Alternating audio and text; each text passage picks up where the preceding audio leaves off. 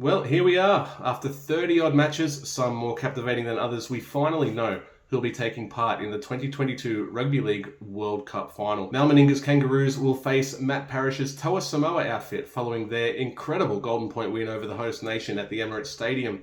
And it promises to be a cracking clash. Of course, Australia will start deserved favourites after their consistent showings throughout the tournament. Say what you will about Mal Meninga's chopping and changing of the side, the mind games he's been playing, or the numbering system that should never have been employed. There's no argument that the Kangaroos have been the most consistent side of the tournament. That said, they were very lucky to get this far. In the semi-final against New Zealand, they were certainly up against it. And I think it was the Kiwis who shot themselves in the foot more than the Australians playing a perfect game and coming away with a deserved victory. The Kiwis had the lead at half-time. They were playing dominant football. There was a 20-minute period in the second half where they let themselves down, and of course Australia were able to capitalise through that Cam Murray try that was really quite soft to be a match-winning try in a World Cup semi-final. But while that game will have been a wake-up call for Mal Meninga's Australian side, Samoa should be looking at it as a cause for optimism as well. There are weaknesses in this Australian lineup, in this Australian defence, and when you play the kind of second phase play that New Zealand really explored in that first half of the semi-final, you're bound to create a few gaps and a few more opportunities. And if you ask me, Samoa may be better equipped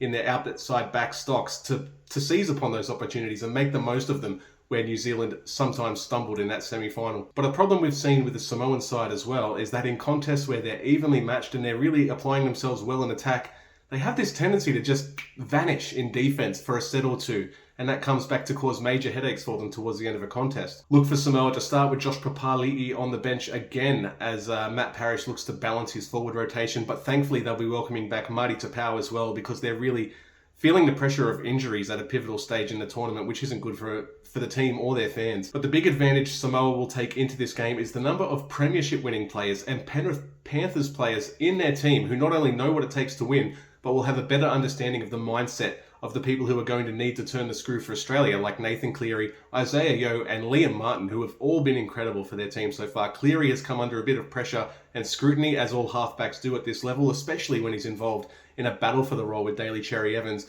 But Yeo and Martin have been absolutely superb and consistent throughout the tournament so far, and they'll be a big part of any hopes of an Australian win. Now, obviously, having knowledge of how the team works, of how these players work, and being able to put a plan into effect are two entirely different things. Jerome Luai is really going to need to lead the line, especially now that Fa'amanu Brown is likely to miss the contest due to concussion protocols.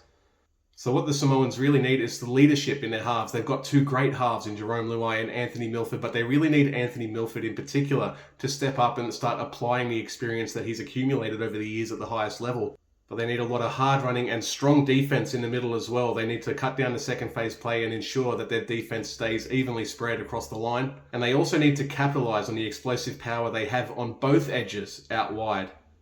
They have some of the most dynamic try-scoring outside backs in the game, and they need to make sure that they're getting them the ball at the right time if they'd have any chance of upsetting the Australians. But they'll also need to overcome the strong Australian defense on the edges as well. That's something the Kangaroos have clearly worked on in this tournament, and it's served them well to this point. Ultimately, Australia will start the match as favourites, and deservedly so, but there's no writing off Samoa for this one. They come this close to their shot at history. They're definitely going to take it. Whether or not it lands is another thing, but I think we're in for one of the most exciting World Cup finals we've ever seen on the rugby league stage. Samoa have the talent to match the Aussies on paper, at least in most key areas, so this promises to be an enthralling contest.